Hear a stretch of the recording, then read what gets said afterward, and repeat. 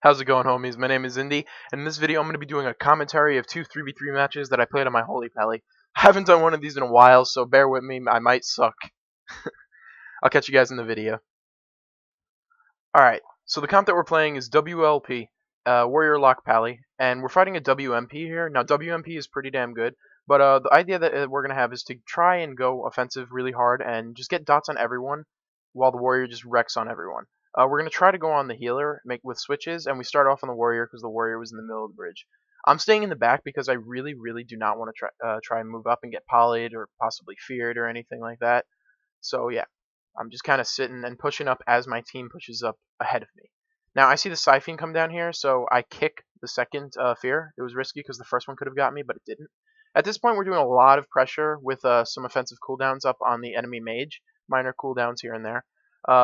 They dispel the lock, and I don't have dispel, so they just switch the poly to me, and for some reason they get some CC, and they go really hard on Kranos, my warrior here. I decided to trinket that really late. Not the best idea of my life. I tell Kranos to pop wall and rallying cry, so he's going to be able to live through here. I do have to pop bubble. It was a really bad stacking of cooldowns, but we're making up for it by a lot of counter pressure on the priest right now. I ended up hodging him half, but we didn't get the trinket, and we're still just tunneling damage into him. However, he just still has the trinket. Mage is also going down too due to cleaving dots and sweeping strikes. And the warrior right now is just spending all of his time trying to either counter pressure or just peel. Now over here I get feared, but I was able to bring my teammates up, so we were able to make up for not fall too far behind after that.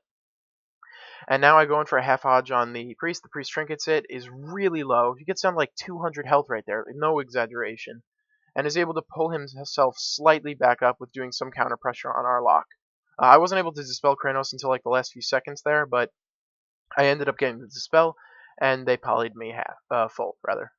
Now they're doing some damage to the lock, but we are just able to do massive counter pressure to the mage and cause them to back off for a few seconds. We get triple feared here, which actually really screws up our CC, and they poly the warrior. I dispel the warrior right away, and he's just trying to snare. I'm throwing out freedoms left and right, trying to keep the pet alive too, so the lock doesn't lose the 20% damage. I hodged the priest over there. It was a full hodge. It was great. We got the mage down to like 20%, and because of that hodge, we ended up getting the kill because the priest was just too far behind. So that's part of the benefits of basically playing in offense and staying in the enemy's faces. However, the downside is you can eat a lot of CC, so it's a real big gamble. Now in this game, we're playing the same comp and we're fighting an Ellie Warrior Holy Priest. Now, the idea is going to be to go on the Shaman and just switch a lot on the healer and all of that jazz, to get some massive pressure. Now they're starting really hard on my warrior. I had to run away from the priest because the priest is going to try to fear me. I trinket the Stormbolt once again pretty late. My warrior pops shield wall, and I popped aura mastery there too. Now I'm honestly just terrified of the amount of pressure they're doing, so I decide to use bubble too. Now this is a great example of using major defensive cooldowns in a rush to keep your team alive, and then go super offensive. It's a big gamble, but it does work, as you can see in this match. Now we're switching around. We're doing some damage to the priest. We're doing some damage to the shaman. Right now, our warrior is on the enemy shaman, trying to keep him from basically globaling us. The warrior switched to me. I'm able to pop wings here and switch around healing. They're switching back to my warrior, doing some pressure. We're getting the shaman down really low. He dipped to like 30% there. He's really not in a position to be doing burst. He's trying to keep himself up, especially when the healer doesn't have any trinket. Now we just got the trinket from the warrior and as well as the priest. The Ellie still has a trinket, however, we're in a really good position now to just CC and peel the warrior's damage while training the shaman. We're going hard right now on the priest and on the shaman at the same time because Demon Soul dots are really good. However, he didn't have Demon Soul up. Ignore that. I'm a great commentator, guys. I go in and get a full hodge on the priest.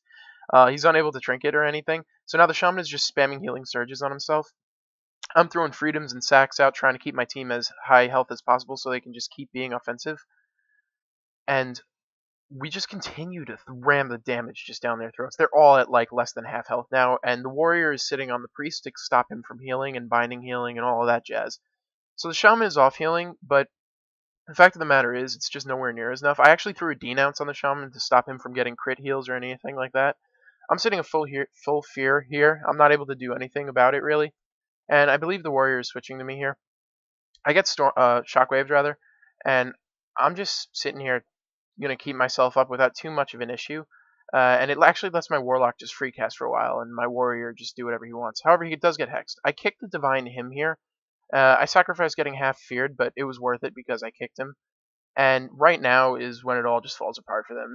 Both the shaman and the priest died at the same time. I got kicked there at the end because I didn't really care anymore because I saw that we won. But then I felt kind of bad because I got kicked. Thanks guys for watching. I hope you guys enjoyed this commentary. Leave a like and a comment if you did. Subscribe, become my homie, and I hope you guys will tune into my stream. I'm going to be streaming a lot more. I am going to be streaming at the time of uploading this video. So check it out, twitch.tv/IndependenceX, and I'll catch you guys later. Peace. I was born for this game, through the storm, through the rain. You call my name, and yo, I'm ready for fame. I will reach to the stars, keep it so hard. And I teach all young, I was born for this game. I was born for this game, through the storm, through the